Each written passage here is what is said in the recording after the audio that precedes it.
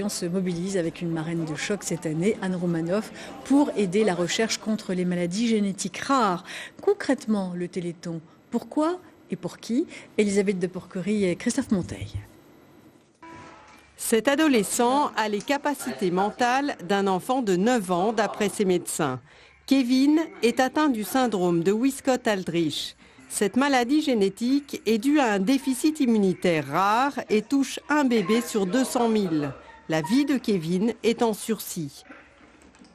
On attend vraiment que la thérapie génique soit reconnue et soit généralisée à tout le monde. Oui. Ça, vraiment, ça fonctionne.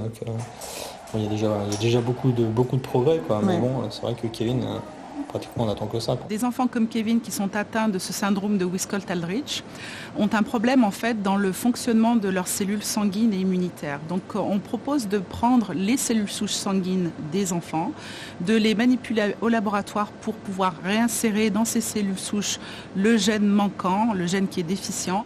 Les cellules malades sont d'abord prélevées sur le patient. Ensuite, les chercheurs corrigent en laboratoire les anomalies des gènes déficients. Devenues saines, les nouvelles cellules sont alors conservées à moins 81 degrés. Enfin, ces doses sont transportées vers les hôpitaux pour être réinjectées aux patients par simple piqûre. Ce gène médicament, qui peut soigner jusqu'à 5 patients, coûte 500 000 € à fabriquer. Ces médicaments sont conçus ici au Généthon à Évry. Le Génopôle regroupe actuellement une trentaine de laboratoires financés par le Téléthon. Sans l'AFM, ce laboratoire n'existerait pas. C'est aussi simple que ça. Il n'était pas possible, pas envisageable de proposer immédiatement quelque chose à la hauteur d'une ambition thérapeutique. Et c'est ça qu'on a construit ici grâce à cet argent de l'AFM.